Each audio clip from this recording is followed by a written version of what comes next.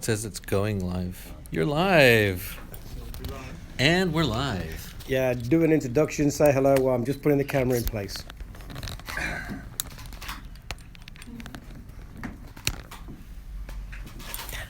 As in we're live? You're live. That's a hell of a start. I blame the Brexit.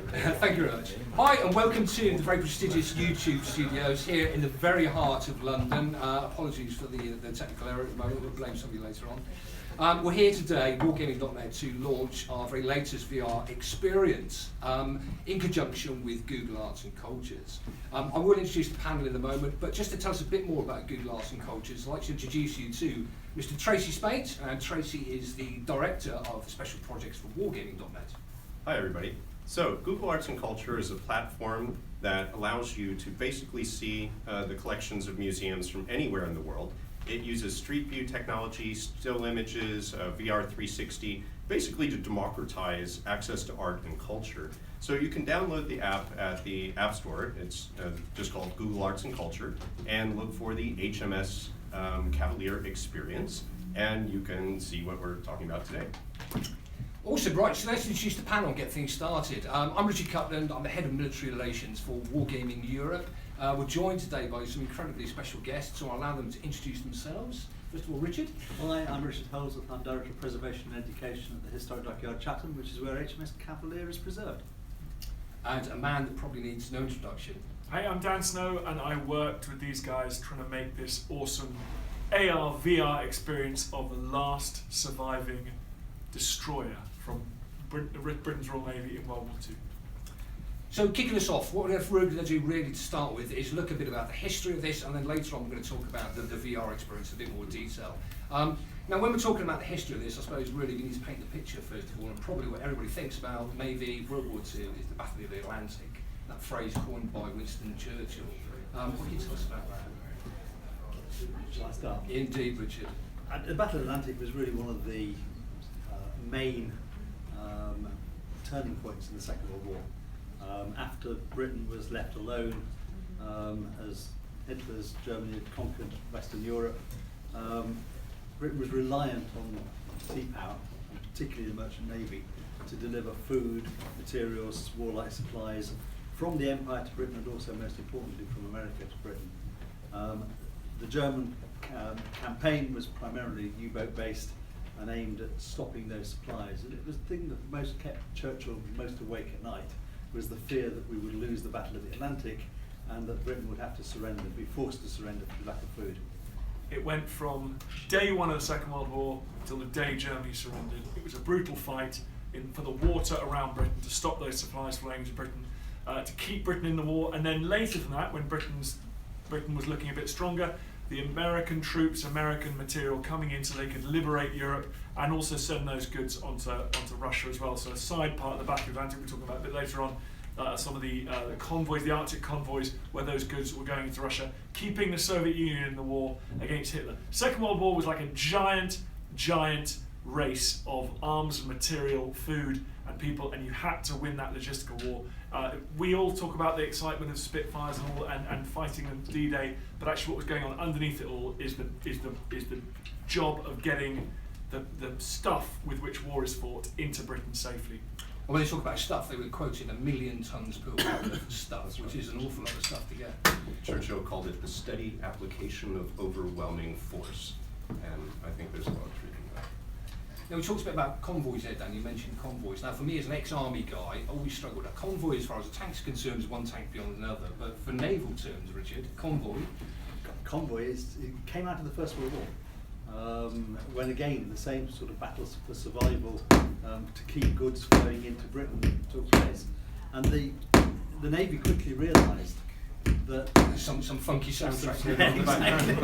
The Navy quickly realised that if you have lots of ships travelling independently, they're very easy targets. There aren't enough warships to protect every ship travelling independently, but group them together, a smaller group of warships can actually really try and manage the safe conduct of a convoy across the North Atlantic to Britain and guarantee survival. And I was going to be rude about you tankies for a minute, but then I remembered that in fact the word convoy does come from cavalrymen, ironclad cavalrymen in the medieval period, when a convoy was a group of knights would follow the boss knight and they'd all go across the battlefield together, and that's where the idea of these ships sticking together comes from. Well, I went to offence because I was tank regiment, not cavalry, and we actually despise the cavalry. But there you go, that's a whole other story. We're completely getting sidetracked there.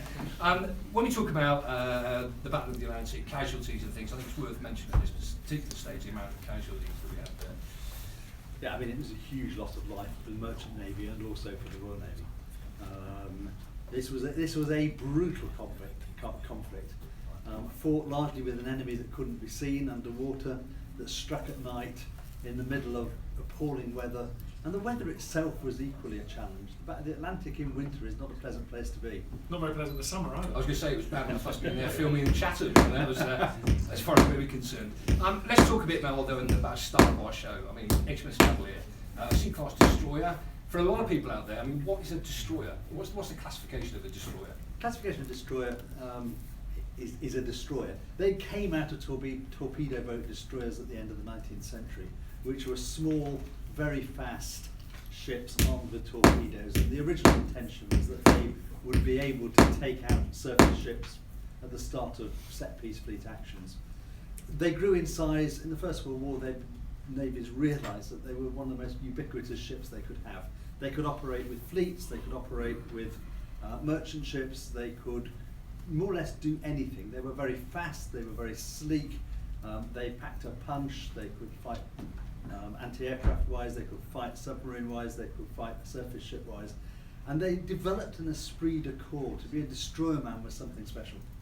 And you did mention there fastest, which obviously is critical when we talk about HMS Cavalier, known as the fastest ship in the fleet, with top speed 32 knots, I believe, Richard. Her speed, the fastest ship in the fleet came out of a contest in 1971 between two of the last remaining Second World War hulls in the Royal Navy.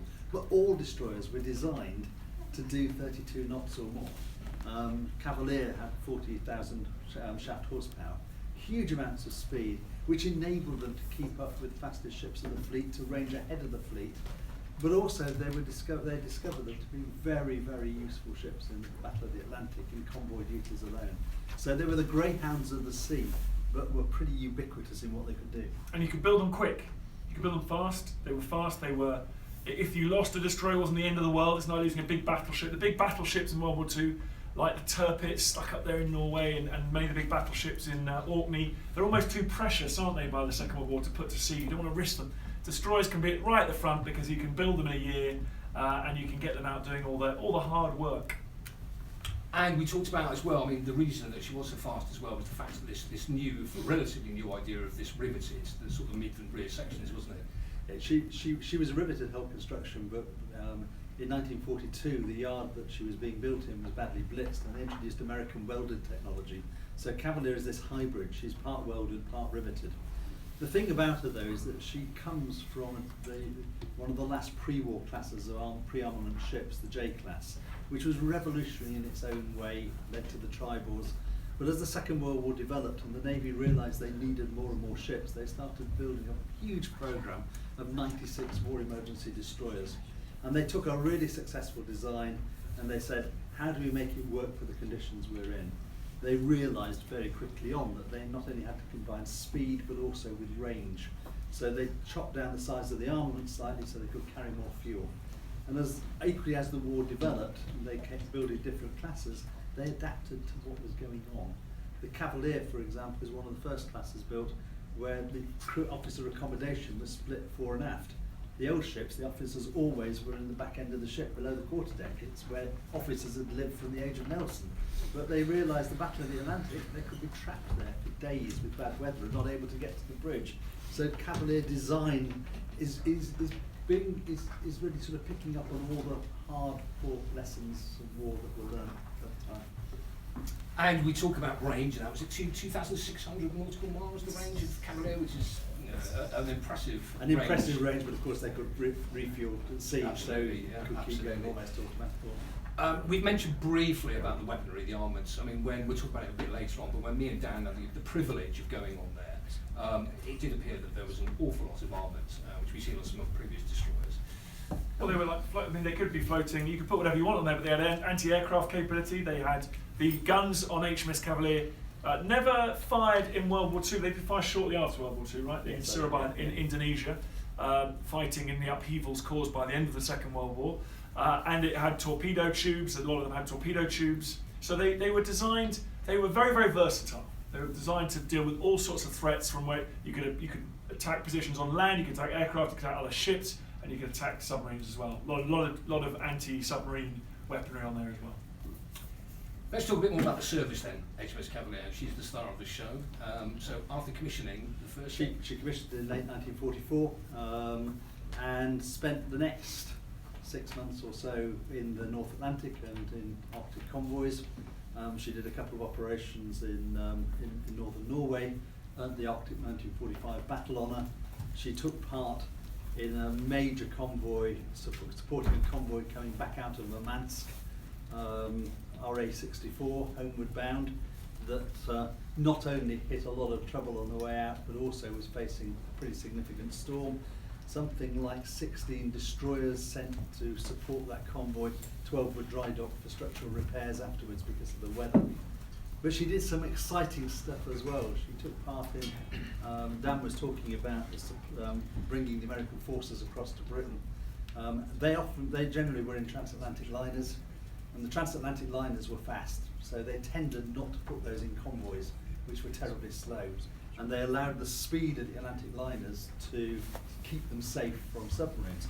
But it got more tricky as you got closer to British waters, and this particular escort group, which Cavalier was part of, was assigned to collect them off the north coast of Ireland and bring them in for the last 250 miles or so. To do so, they had to actually race out, sort out a position where they could turn around and build up to full speed because the Queens weren't stopping, and they ended up taking a gun off, the front gun, to make it cut down the amount of resistance.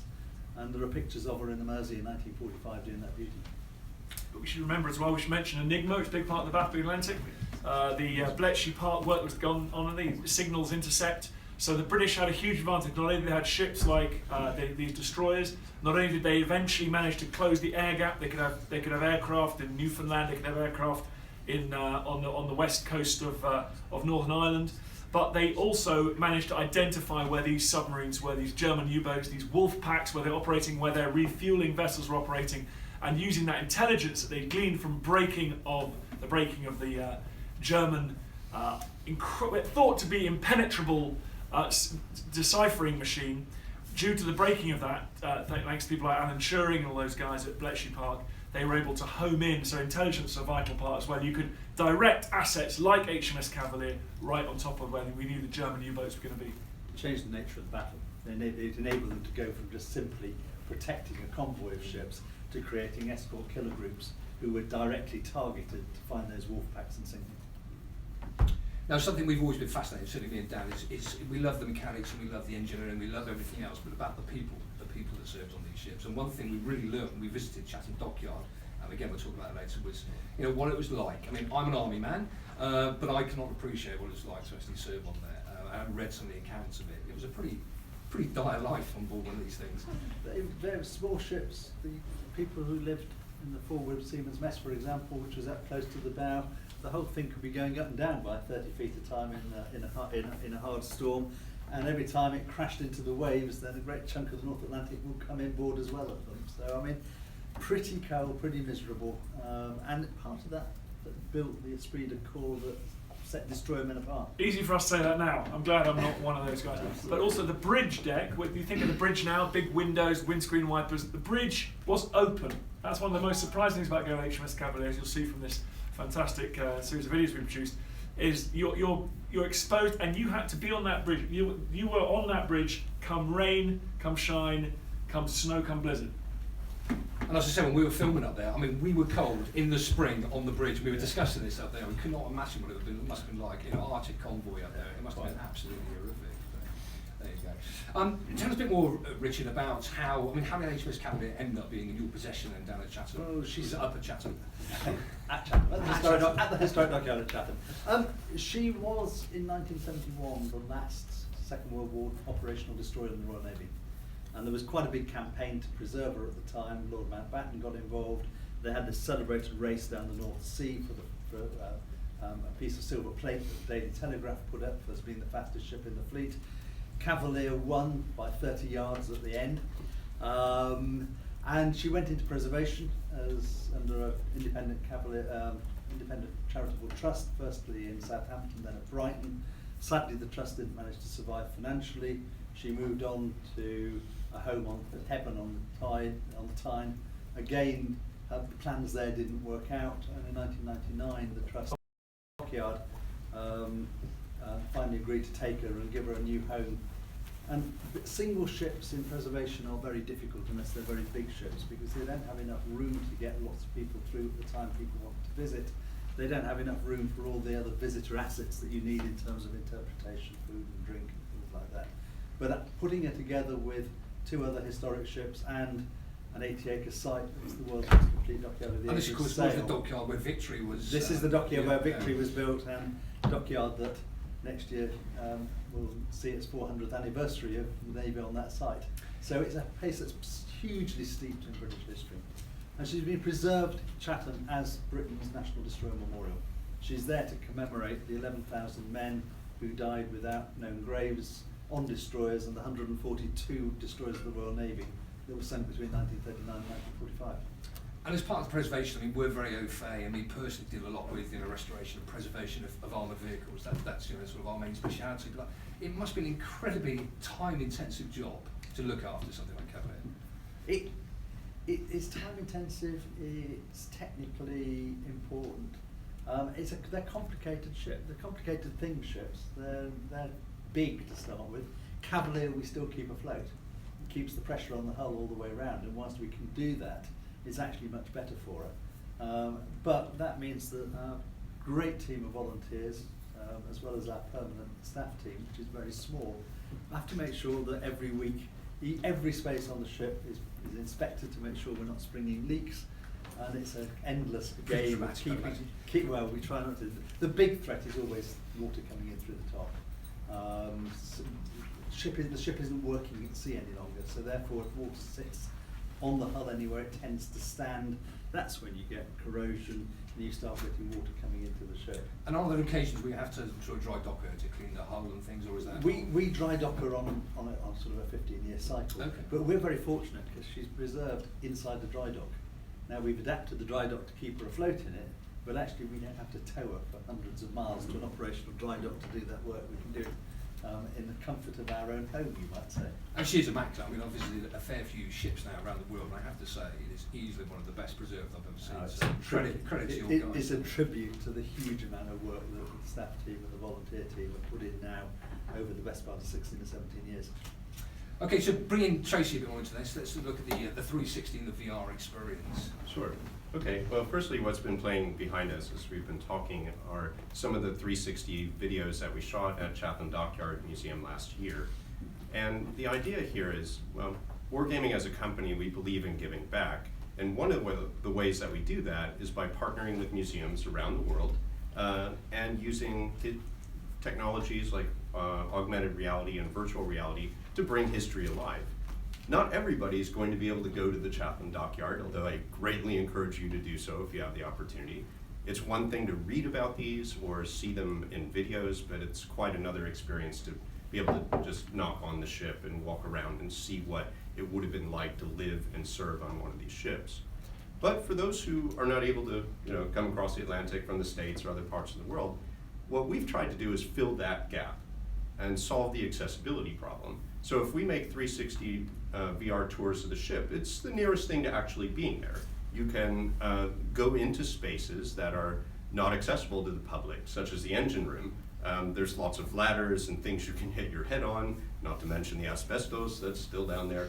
But we're more expendable, so they sent us in with the film crew to go have a look around and film this space. So you can see things like the steam turbines and all of the complicated dials and piping works. The engine isn't something just in front of you, it's 2 stories tall and it's all around you. And you can really capture that in 360 VR, which you can see now. This is the engine room scene that we did with Richard, yourself, and with Dan, climbing around down inside of this gigantic piece of machinery. And 360 VR is a great way to capture that experience and share it with the world. So that's what we were trying to do at Chatham Dockyard, and yeah, we encourage you to take a look. You can get it off of the Google Arts and Culture app, as I mentioned at the beginning, and just look for HMS Cavalier and you'll find it. And I mean, we're seeing there, Dan, that we were talking earlier about this when we actually went down into the engine room. I mean, it was, for me, an incredible experience, as I said. I'm not a Navy man, but again, you have to appreciate the guys that work down there, the heat, the noise. It's the best. And if they'd taken a torpedo, they wouldn't have had time to put their feet on the first rung of the ladder, those guys. So I think for me, I grew up doing TV, old-fashioned two-dimensional television, and the excitement of being able to harness new technology to take the audience into these spaces that I've been privileged to go into is what's keeping me going through this phase of my career. I absolutely love it. You've got the augmentation of the text, of diagrams, maps, archive you can put in there as well. You get all the advantages of old-fashioned TV in terms of images and stuff, but you get unbelievable amounts of extra content as well. I mean, it is just so exciting. But there was a few drawbacks as well. I mean, certainly for me, being faced with, you've got that traditional sort of like, you're presenting to a camera, whereas for this it wasn't so bad because there was two of us and we were sort of like communicating with each other, but when you're on your own, it's actually really odd to be there. Yeah, it's a lonely You face. feel like a bit of a weirdo when you've just got a little tripod with a 360 on top and everyone else has gone miles away. It's quite funny on the Western Front because they have to walk about 300 miles away because you can still be seen. It's flat. And then you just stand there by yourself like a bit of a loser, just sort of engaging with this camera. So yeah, it's a weird one when you're hosting or presenting. But it works fabulously. I mean, we're looking in particular, which you got at the moment, the engine room was absolutely remarkable for that. Because, everything you could see was fascinating. I mean, absolutely fascinating. Well, I think there's a serious point, which is, everyone is working out how this new technology is going to work. And I believe, every single thing that's brought out benefits, Twitter benefited comedians, they're funny and short. For me, AV, VR, 360, totally benefits history because these are real spaces. And you've got a drama set, well, half of it is just a studio, so it's lame. You don't need to see it in 360. Whereas these spaces are the best space in the world because they're real, whether it's Tutankhamun's tomb, whether it's the Cavalier's engine room, whether it's the inside of a temple at Angkor Wat. These are genuinely 360 spaces, and this new technology is giving this whole sector and this whole genre just world-beating potential. And what's your sort of opinion of 360 then, Richard, as far as the museum and Chatham itself is concerned? It's an opportunity to really hit digital reach across the world. But our second charitable objective is education. And in the past, you tend to have seen that quite narrowly about educating people on site. Actually, this is the sort of technology that gives us the opportunity to reach people across the world. But we shouldn't also forget that it's also technology that allows us to reach people on site, particularly people who are, for whatever reason, physically or anything else, not capable of going on board the ship. And indeed, none of our visitors get the opportunity to go to the engine room. It's just too dangerous. And it's not so much the nasty things that are down there, it's just the environment, the vertical ladders, the low headroom, the pipes and all the rest of it. This will give people the opportunity to see it. And we're really, really pleased and proud to be involved with this operation. Tracy, perhaps you could tell us a bit more about special projects as far as wargaming is concerned. Sure, but I'll just follow on with what you were saying about education. I mean, we're an entertainment company, but we're also passionate about history. It's something we really care about. And as a video game company, I think we're very well situated for reaching younger audiences. People that grew up using the internet and smartphones, they're often difficult for museums to interact with or engage with. What author Mark Prensky had called digital natives. They just engage with information a bit differently. And using these new storytelling mediums like 360 VR and AR allows us to bring history alive in a way that speaks to these audiences very well. And so that's one of the things we do well as a tech company, is using these technologies to tell stories about the past and engage new audiences so they get excited about history and want to learn more about it. And that's something that, as a former educator and historian, I'm passionate about as well. What is special projects? So special projects, we're like the department of other stuff at Wargaming. MI5 always. Yeah, we do the out-of-the-box sort of things, from archaeological digs to helping recover vehicles that were lost on the Eastern Front or other places.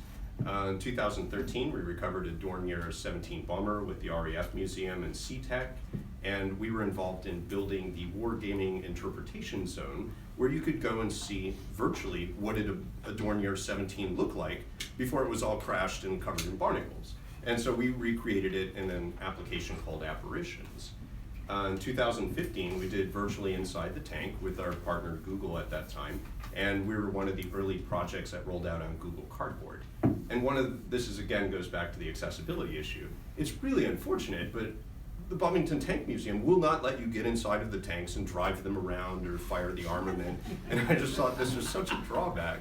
And we solved that problem by creating a 360 inside tour of the tanks so that we could put you in the driver's seat virtually and you could see what all the different levers were and what things did as you and Nicholas Moran drove these things around in the tank park, and that was pretty cool. More recently, we did this project last February. Then we worked with the National Museum of the Royal Navy, and we recreated HMS Cavalier, which is the last surviving ship from the Battle of Jutland. And she's been modified so much over the years that it just doesn't look like it's World War I configuration. Well, we turned it back, and now there's a 6-foot-long virtual model that you can see when you hold up an iPad of what the ship looked like at that time. And there was no possibility of moving HMS Caroline from Northern Ireland to Portsmouth, so we brought the ship there virtually. And it's again a way we can use these storytelling tools to engage with audiences and show things that can't be shown or give you access to areas you can't get inside of. So Special Projects does a lot of stuff like that with museums because as a company we believe in giving back, and this is one way we can do that. Marvellous. Gentlemen, have you got anything else you'd like to raise? Perhaps Richard, you'd like to I'd like you to sell Chatham a bit before we go. Yeah, well, HMS Cavalier is at the heart of the historic dockyard Chatham. We're an 80-acre site, 32 hectares, 100 buildings and structures. It is the dockyard of the Age of Sail. During the 18th century, it was Britain's principal shipbuilding and repair yard, but one that ran right the way through to 1984. It's a great place to visit. It's at the heart of Britain's naval heritage, and it's only 35 minutes from London. And 350 years ago today, what was happening then? Oh, thank you, Dan. Well reminded, Dan, well reminded. Yeah, we're in the heart of commemorations for Britain's biggest naval defeat or disaster, when the Dutch fleet sailed at the Medway and took away the Royal Charles, the flagship of the Royal Navy, burnt a number of the largest ships of the fleet and departed unscathed, brought to an end the Second Anglo-Dutch War, which incidentally then led to a peace settlement where Britain traded sugar factories in Suriname for what today is Manhattan, Philadelphia and Pennsylvania. Yeah, not bad trade. Good for did all right. Brought Samuel Pepys to his to preeminence and Dutch- saw the Royal Navy begin to develop the fleet that secured command of the world's oceans the following centuries. So the Dutch destroyed the Royal Navy and then gave us New York. Yes. It's a deal maker. Not a bad trade at all. Final word, Tracy, from you. Where can we go to see this?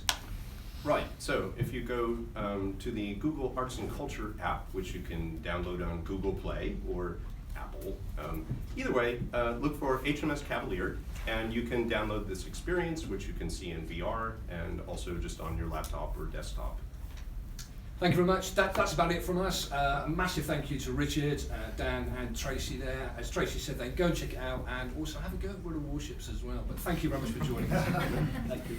Bye.